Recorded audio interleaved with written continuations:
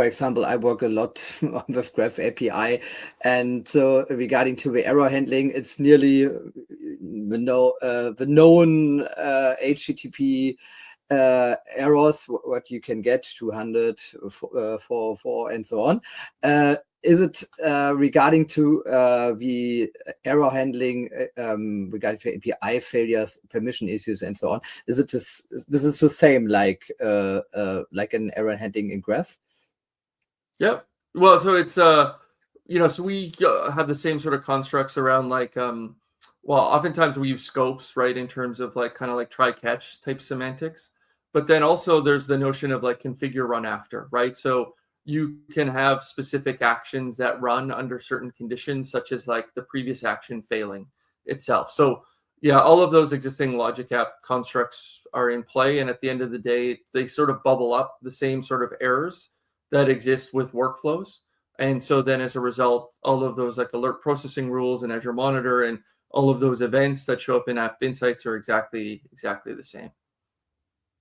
Perfect. And only the last, for me, the important questions. So I have created, I would say, 99 of my logic apps with consumption. Is it possible to work with this mode in consumption in logic apps too?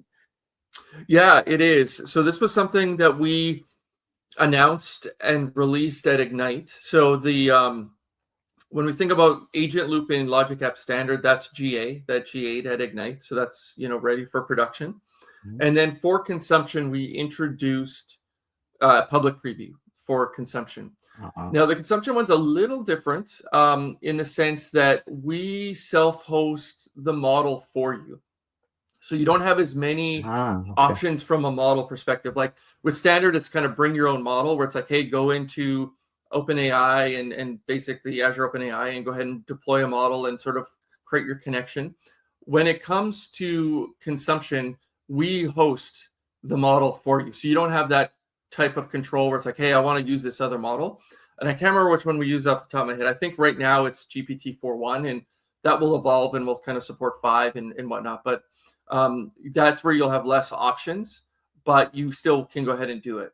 And then what'll happen is like we do embed like the model charges as part of your consumption execution, but it is still quite cheap where you're paying per agent run versus like, hey, I've got this logic app compute that is running, all of the time. And that's, creating meters and a bill from that perspective. So consumption is definitely a great getting started where it's like, hey, I want to do some prototyping. I want to go ahead and explore this. I want to prove out the idea.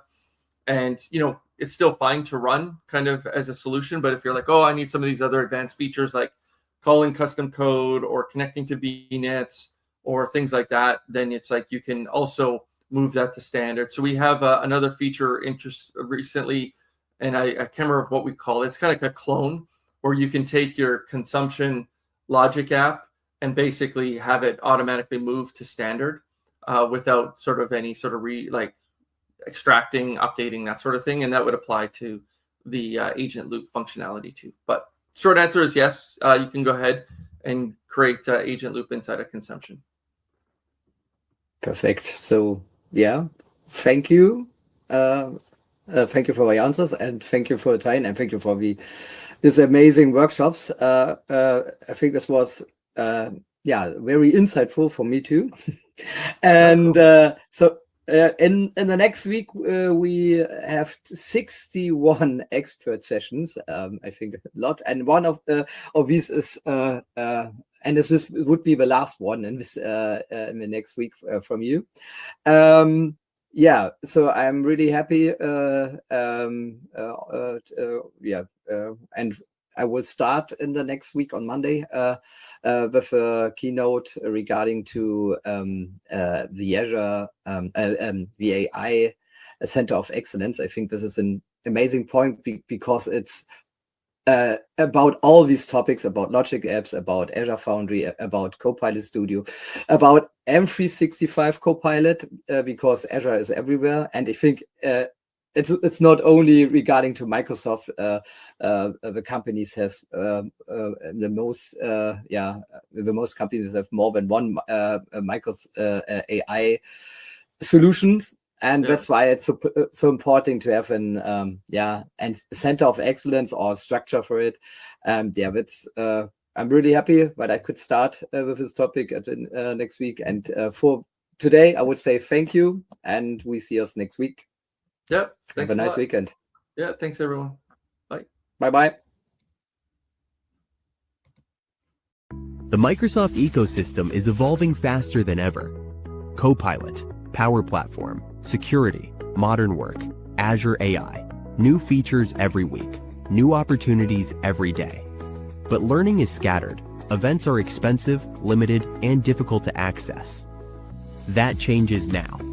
Welcome to M365Con, the world's largest online Microsoft 365 convention. 2 powerful weeks, 1 week of workshops, 1 week of free global talks and keynotes. Build your own learning path with expert-led workshops. From Power Platform to security, from Copilot to Azure AI, you choose what matters to you. Then join over 60 free sessions with most valuable professionals, Microsoft trainers, architects, and innovators from around the world. Meet the community, explore the virtual expo, connect with experts, and be part of a global Microsoft experience. Accessible, global, interactive, and designed for every Microsoft 365 professional. M365Con, your community, your learning path, your Microsoft 365 future.